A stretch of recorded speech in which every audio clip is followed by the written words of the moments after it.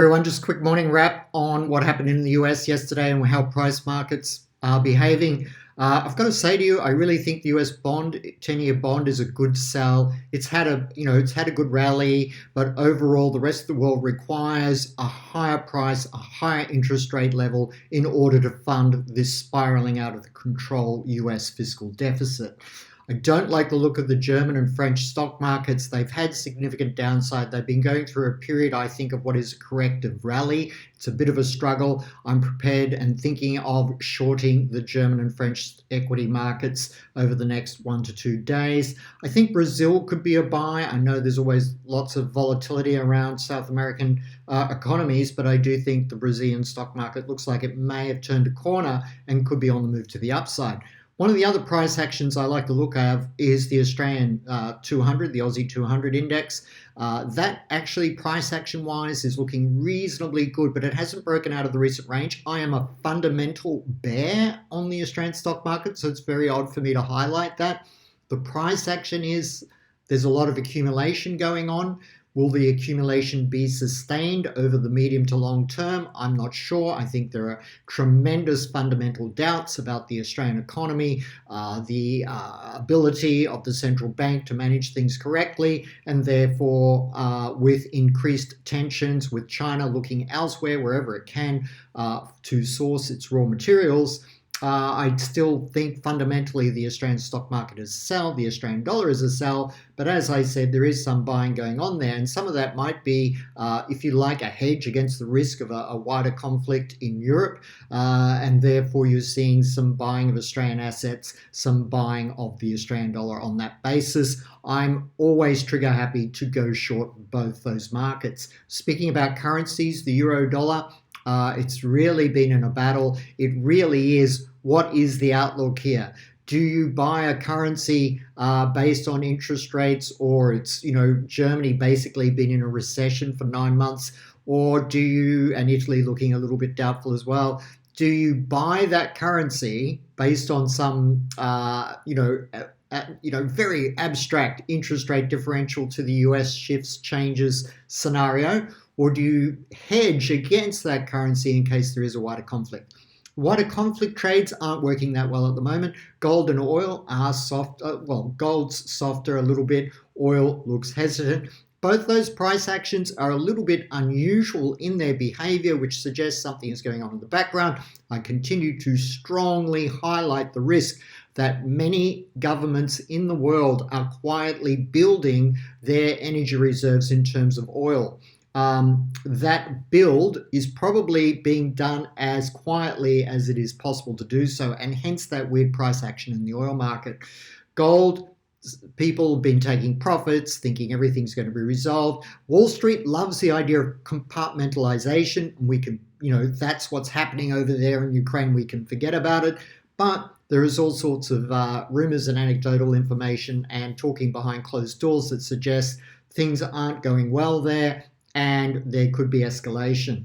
So I don't think that's a risk that, as a holder of any portfolio, you should be looking away from the way Wall Street would like you to do. I think it's a risk that's tragic, sad and unfortunate, but it is a risk that you have to embrace if you're going to balance your investment portfolio correctly going forward, given those kinds of things that are happening around the world. We also saw in the US some house price data.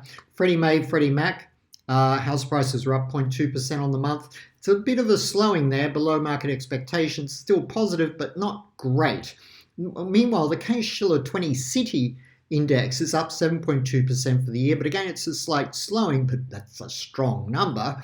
And I think this highlights, again, the great risk I see for the US economy in the long term, which is this divergent wealth gap experience, which is intensifying, accelerating, not slowing. In other words, the gap is getting wider at a faster rate than it previously was, and that had been scary since COVID. Basically, if you came out of COVID owning equity, owning property, you're doing very, very well, and in the aggregate data, that the behavior of those people disguises the behavior of most Americans who didn't come out of COVID well positioned in the equity and property market. In fact, the average salary wage in the US is around $65,000 US, but If you take out the top 10% earners, so for 9 out of 10 Americans, the average wage is just $35,000 a year.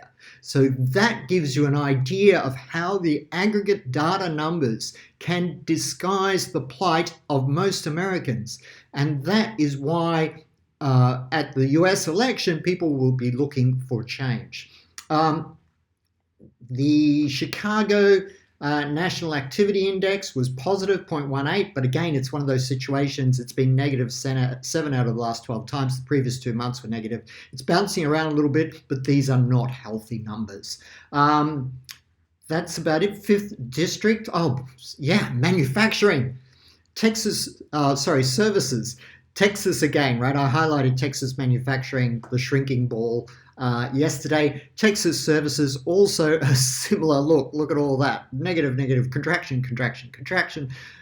Texas economy is obviously in a lot of trouble. Also, 5th district US Fed survey, which includes Virginia, West Virginia, North Carolina, South Carolina, Columbia, etc.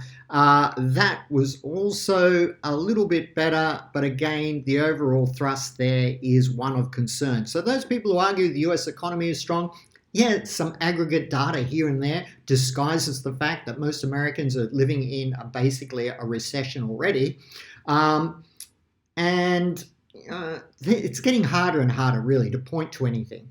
And I think, by the way, the Fed interest rate cut idea, even if it happens now, it's probably not going to help markets, because I would say any Fed rate cut this year has already been priced 10 or 20 times over in terms of the behavior of investors already seen this year. And therefore, any positive response from those developments will only last 3 to 72 hours. Often things only last 3 hours. And if they get through the 3-hour mark, a positive response to a positive event, they're going to last 72 hours if you're near a major top. So keep that time frame in mind, 1 to 3 days. In Australia yesterday, just quickly, I did a TikTok yesterday on this.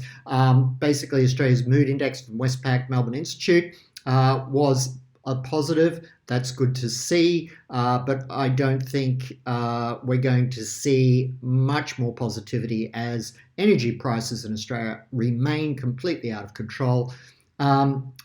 Overall, property prices in Australia are on the increase and could well accelerate. I do think rental prices, rental fees in Australia will probably accelerate faster than property prices over the next 12 months, again, causing some significant pain within certain areas of the community.